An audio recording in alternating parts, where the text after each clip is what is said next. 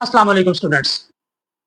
Dear students, some time आपने ये observe किया होगा कि जब आप स्कूल से घर वापस जाते हैं तो घर में एंटर होने के बाद आपको ये फील हो जाता है कि आज हमारे लिए हमारी मम्मा ने क्या बनाया हुआ है, लंच में हमने क्या खाना है। इसके अलावा अगर क्लास में कोई बच्चा कोई परफ्यूम लगा के आया हुआ है तो बाकी बच्चों को ये पता चल जाता है कि कोई बच्चा आज परफ्यूम लगा के आया हुआ है। इस चीज़ का कैसे चल जाता है आपको कि एक बच्चा परफ्यूम लगा के आया है? इन तमाम बातों का आंसर मालूम करने के लिए आज हम जिस टॉपिक को स्टडी करने के लिए जा रहे हैं उसका नाम है डिफ्यूजन। उसका नाम क्या है बच्चों? डिफ्यूजन। डिफ्यूजन क्या है? डिफ्यूजन बेसिकली गैस मॉलिक्यूल का हायर कंसंट्रेशन से लोअर कंसंट्रेशन की तरफ मूव करना डिफ्यूजन कहलाता है। गैस मॉलिक्यूल का ज्यादा कंसंट्रेशन से जिस जगह पे गैस के पार्टिकल ज्यादा है वहां से कम पार्टिकल वाली तरफ गैस का इटसेल्फ मूव करना डिफ्यूजन कहलाता है।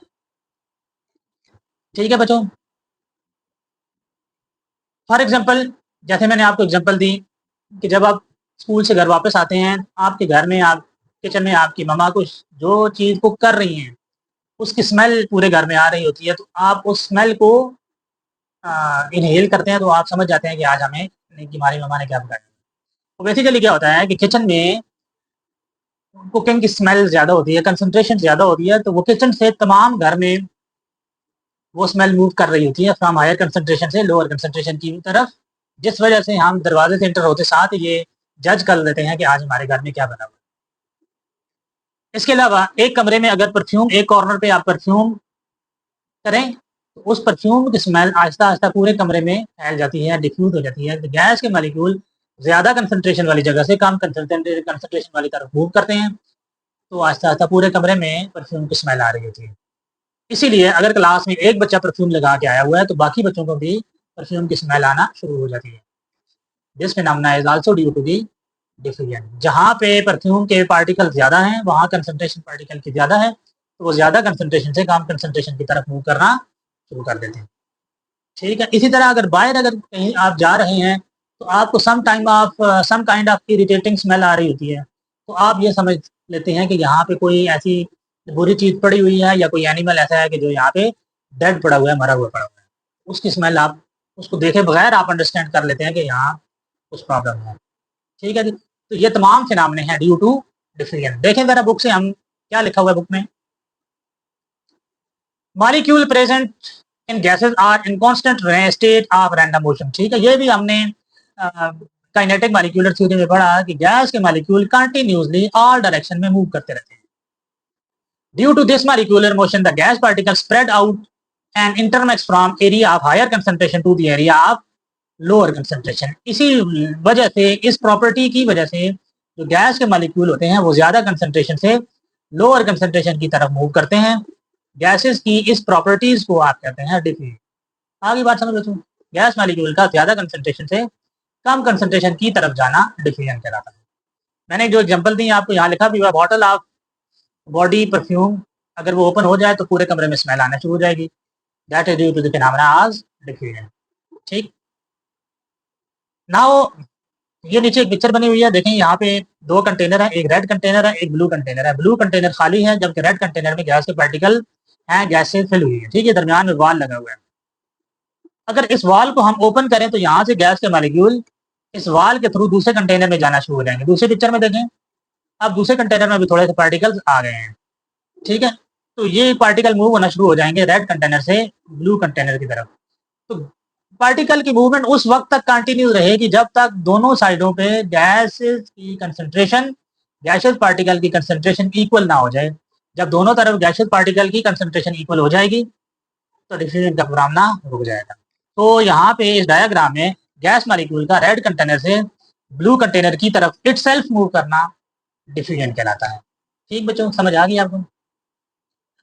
The difference in the rate of diffusion of gases can be explained with the help of kinetic particle theory of gases. Kinetic particle theory क्या है? According to the kinetic particle theory, molecules of all gases possesses same average kinetic energy at constant temperature. Since hydrogen is lighter than oxygen, its molecule will move faster than oxygen at a same given temperature. The rate at which hydrogen gas will diffuse is thus much faster than that of oxygen. अच्छा, यहाँ पे हम ये पढ़ रहे हैं, अगर हमारे पास दो गैसेज हैं, एक हाइड्रोजन गैस है और एक ऑक्सीजन गैस है, तो हाइड्रोजन का जो रेट ऑफ डिफ्यूजन है, डिफ्यूज होने की जो स्पीड है, लोअर हायर कंसंट्रेशन से लोअर कंसंट्रेशन की तरफ जाने की जो हाइड्रोजन की स्पीड है, वो ऑक्सीजन से ज़्यादा है। अब ऐसा क्यों है? यहाँ से हम ये अंडरस्टैंड कर लेते हैं कि रेट ऑफ डिफ्यूजन डिपेंड करता है मैस के ऊपर। Rate of diffusion depend upon molar mass of gas. जिस गैस का मोलर मास ज्यादा होगा, उसकी रेट ऑफ डिफ्यूजन, उसकी डिफ्यूज होने की स्पीड कम हो जाएगी। जिस गैस का मोलर मास कम होगा, उसकी डिफ्यूज होने की स्पीड बढ़ जाएगी, क्योंकि यहाँ पे हाइड्रोजन का मोलर मास कम होता है। दूसरा है हाइड्रोजन, हाइड्रोजन का मोलर मास कम है, हाइड्रोजन का मोलर मास है 2 और ऑक्सीजन का मोलर मास है 32। तो आपके ऑक्सीजन का मोलर मास ज़्यादा है, इसलिए ऑक्सीजन की डिफ्यूज होने की स्पीड कम है, जबकि हाइड्रोजन की डिफ्यूज होने की स्पीड ज़्यादा है। क्लियर बच्चों, समझ आ गई यहाँ तक? आखिर में इफेक्ट ऑफ टेम्परेचर, टेम्परेचर का डिफ्यूजन पे क्या इफेक्ट होता है? टेम्परेचर हम इंक्रीज करेंगे किसी भी गैस का, तो रेट ऑफ डिफ्यूजन बढ़ जाता है। रेट ऑफ डिफ्यूजन क्यों बढ़ जाएगा? क्योंकि काइनेटिक एनर्जी गैस के मॉलिक्यूल की बढ़ जाती है, इस वजह से गैस से तेजी के साथ मूव करती है एक जगह से दूसरी जगह।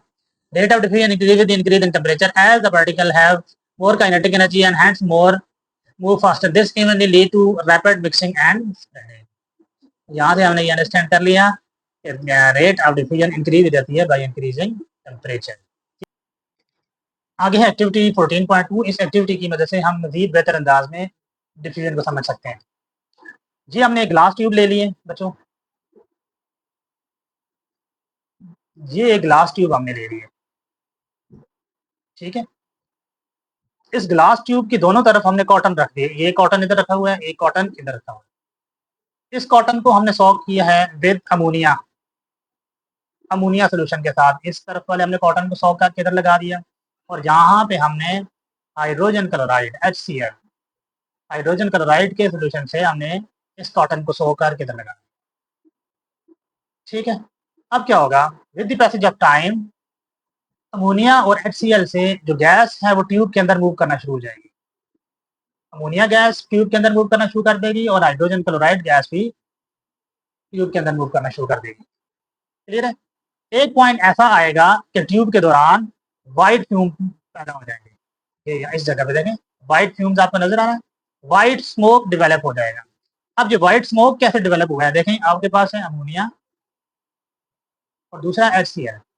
जब ये दोनों गैसेज ट्यूब के अंदर मूव करेंगी और जब ये आपस में मिलेंगी तो आपस में इनका आपस में रिएक्शन होगा और रिएक्शन के दौरान बन जाएगा अमोनियम क्लोराइड।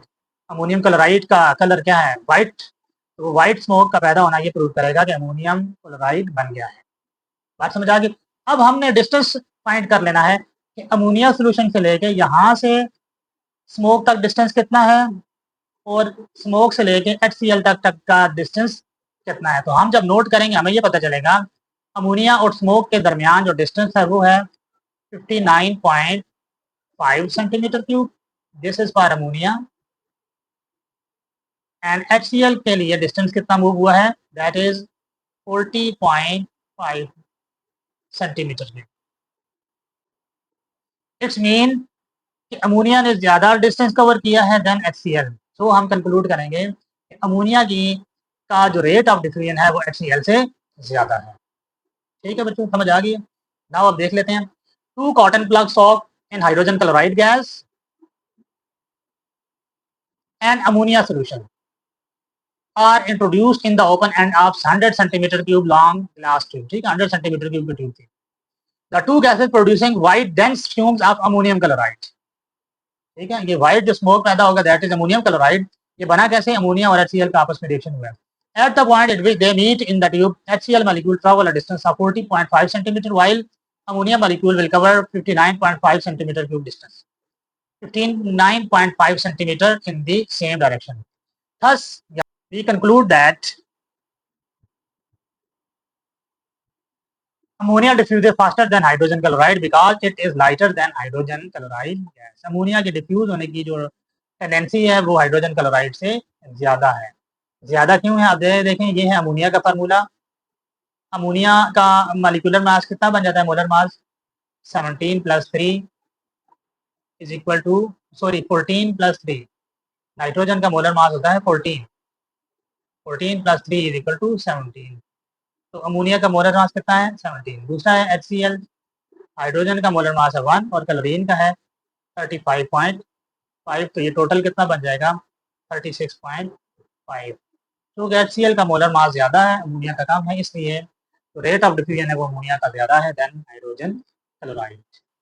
ठीक है बच्चों, मुझे उम्मीद है कि यहाँ तक आपको समझ आ गई होगी। नेक्स्ट है बच्चों क्विक चेक, 2 क्वेश्चन दिए गए हैं, इनका आंसर फाइंड करना है। First one is which gas among the following gases will diffuse at faster speed which will diffuse at a slowest speed. ये 3 गैसेज दी गई हैं, आपने बताना है कि इनमें रेट ऑफ डिफ्यूजन किस गैस का ज़्यादा है किस गैस का कम है। तो यकीनन हम जो ऊपर पढ़ चुके हैं, अगर आपने उसको अंडरस्टैंड किया तो आप इसका आंसर फाइंड कर लेंगे। आपने सबसे पहले क्या करना है, इनका मोलर मास फाइंड करना है। ठीक है जी। NO2 का मोलर मास कितना है, NO2 का मोलर मास है 46 ग्राम। SO2 का मोलर मास कितना है, SO2 का मोलर मास है 64 ग्राम। और H2S का मोलर मास कितना है 34 ग्राम। क्लियर। अब आप देख लें सबसे कम मास किसका है, H2S का। इसका मतलब है H2S का रेट ऑफ डिफ्यूजन ग्रेटर है than NO2 that is greater than SO। ठीक है बच्चों, इसको आपने कर लेना, इजी से है। आगे explain with the help of kinetic particle theory why does ammonia gas diffuses faster than hydrogen chloride gas. ये तो ये मैंने ऊपर आपने ऑलरेडी आपको एक्सप्लेन कर दिया है। नेक्स्ट हमारा टॉपिक है बच्चों importance of rate of diffusion of medicine in human body. हमने मेडिसिन के रेट ऑफ डिफ्यूजन को ह्यूमन बॉडी के अंदर स्टडी करना है। जब भी कोई मेडिसिन हम लेते हैं तो वो मेडिसिन ज़्यादा कंसंट्रेशन से लोअर कंसंट्रेशन की तरफ जितनी जल्दी मूव करती है, मेडिसिन का ज़्यादा कंसंट्रेशन कहाँ पे, स्टोमक में। ज़्यादा कंसंट्रेशन से लोअर कंसंट्रेशन कहाँ पे है, जहाँ पे हमारी बॉडी में कोई प्रॉब्लम है, कोई डिजीज़ है, किसी ऑर्गन में प्रॉब्लम है, तो उस ऑर्गन में जो कंसंट्रेशन है वो कम है। तो ज़्यादा कंसंट्रेशन से कम कंसंट्रेशन की तरफ मेडिसिन का मूव करना डिफ्यूजन कहलाता है। ठीक है। जो मेडिसिन, अब 2 तरह की मेडिसिन होती हैं, क्वालिटी ऑफ मेडिसिन 2 तरह की होती हैं। कोई मेडिसिन होती हैं जिनकी क्वालिटी बेहतर होती है, यानी उन मेडिसिन को यूज़ करने से जो डिजीज़ है वो जल्दी क्योर हो जाती है, जल्दी ठीक हो जाती है। जबकि कुछ मेडिसिन ऐसी होती हैं जिनको हम यूज़ करें लेकिन वो इतनी जल्दी हमारी जो डिजीज़ है वो ख़त्म नहीं होती। इसमें प्रॉब्लम क्या है कि अगर जिस मेडिसिन का रेट ऑफ डिफ्यूजन ज़्यादा होगा, जो मेडिसिन जितना ज़्यादा हमारे ब्लड में डिफ्यूज़ होकर ज़्यादा कंसंट्रेशन से कम कंसंट्रेशन में इन्फेक्टेड ऑर्गन तक जितनी जल्दी पहुंचेगी, हमारी वो डिजीज़ उतनी ही जल्दी ठीक हो जाएगी। अगर आपके सर में दर्द है, आप कोई टैबलेट यूज़ कर रहे हैं सर में दर्द में आराम के लिए, तो अगर आप 1 से ज़्यादा टैबलेट यूज़ कर रहे हैं, तो एक टैबलेट से आप अगर 15 मिनट में ठीक होते हैं और दूसरी टैबलेट से आप 1 घंटे में ठीक होते हैं। इट्स मीन जिस टैबलेट में आप 15 मिनट बाद आपके सर का दर्द ख़त्म हो गया, इट्स मीन उस मेडिसिन का हमारी बॉडी में रेट ऑफ डिफ्यूजन ज़्यादा है। ठीक है। वो मेडिसिन ज़्यादा कंसंट्रेशन से कम कंसंट्रेशन यानी हमारे सर के ऑर्गन तक जल्दी डिफ्यूज होती है और वहाँ जाके वो डिजीज खत्म हो जाती है। बात समझ आ गई बच्चों। सो मेडिसिन की क्वालिटी क्या है, वो मेडिसिन जिसका रेट ऑफ डिफ्यूजन ज़्यादा कंसंट्रेशन से कम कंसंट्रेशन की तरफ जितना ज़्यादा है उसकी क्वालिटी उतनी ही ज़्यादा है। देखिए जरा बुक से क्या लिखा हुआ है, the tendency of a molecule contain in a medicine to move from a region of higher concentration to the region of lower concentration is called diffusion. Lower concentration वो ऑर्गन है जिसके लिए आपने मेडिसिन को यूज़ किया है, और higher concentration basically हमारा स्टोमिक है, हमारी इंटेस्टाइन है, यहाँ से ये मेडिसिन एब्जॉर्ब हो जाती है ब्लड में और ब्लड के थ्रू ये डिफ्यूज होके इन्फेक्टेड ऑर्गन तक पहुंच जाती है। इन्फेक्टेड ऑर्गन तक जितनी जल्दी पहुंचेगी उतनी रेट ऑफ डिफ्यूजन ज़्यादा है, उतनी ही उस मेडिसिन की क्वालिटी ज़्यादा है। The diffusion rate of medicine control how rapidly and effectively they can absorb distributed and eliminated from our body. ठीक है जी, ये मैंने बात डिस्कस कर ली है। When the medicine are taken orally, orally का मतलब है हम मुंह से जो भी मेडिसिन हम लेते हैं, in the form of tablets, in the form of capsule, in the form of syrup, the rate of their difference between the stomach and intestine. Stomach and intestine वो एरिया है जहां पे कंसंट्रेशन क्या है भी ज्यादा है, high concentration. How quickly they are absorbed in blood. A faster diffusion rate means early absorption and hence a faster onset of action. जितना rate of diffusion ज़्यादा होगा उतनी ही जल्दी action perform होगा और disease उतनी जल्दी cure हो जाएगी. Once the drug molecules are absorbed by your body, they start diffusing into various tissues and organs. ठीक है जी, tissues और organ जहाँ पे problem है उसकी तरफ move करना शुरू करेंगे. The rate of diffusion here determine how quickly the drug become effective. कोई ड्रग मेन मेडिसिन कितनी ज्यादा इफेक्टिव है उसका पता किससे चलता है बच्चों? रेट ऑफ डिफ्यूजन से। जितना किसी भी मेडिसिन का रेट ऑफ डिफ्यूजन ज्यादा होगा उतनी ही जल्दी उस मेडिसिन की वजह से हमारी जो डिजीज है वो खत्म हो जाएगी। फॉर एग्जाम्पल ये लिपिड सोल्यूबल ड्रग वो होते हैं जो लिपिड्स में या फैट सोल्यूबल होते हैं, जो फैट्स में डिजॉल्व हो जाते हैं। Drug diffuse more easily through cell membrane, make them more effective in shorter time. जो लिपिड सोल्यूबल ड्रग्स हैं उनका चूंकि रेट ऑफ डिफ्यूजन ज्यादा होता है इसलिए वो सेल मेम्ब्रेन के थ्रू जल्दी डिफ्यूज हो जाती है। सो उसका जो एक्शन है, उसकी जो परफॉर्मेंस है वो मोर इफेक्टिव है इन शॉर्टर टाइम। ठीक है जी, कम टाइम में वो अपना एक्शन परफॉर्म कर देती है। जनरली यहाँ हम कंक्लूड क्या करेंगे? The faster rate of diffusion lead to higher drug concentration at its target organ which mean a more effective response. ठीक है जी, इसका मतलब क्या है कि जितना रेट ऑफ डिफ्यूजन ज़्यादा होगा वो उतना जल्दी अपना एक्शन परफॉर्म करेगा और इफेक्टिव रिस्पॉन्स देगा, यानी जो डिजीज है वो जल्दी खत्म हो जाएगी। सो आखिर में हम कंक्लूड करेंगे, ये इंपॉर्टेंट लाइन है, the rate of diffusion play a crucial role in the delivery and movement of drug throughout the body. This process of diffusion ensures that essential substances reach their target location quickly, which eventually helps in the treatment of disease. ठीक है जी, rate of diffusion actually describe करता है कि एक medicine कितनी ज़्यादा effective है। जितना उसका रेट ऑफ डिफ्यूजन ज़्यादा होगा it's mean that is more effective than other medicine against the cure of disease. ठीक है बच्चों, आसान सा टॉपिक है, उम्मीद है आपको समझ आ गई होगी।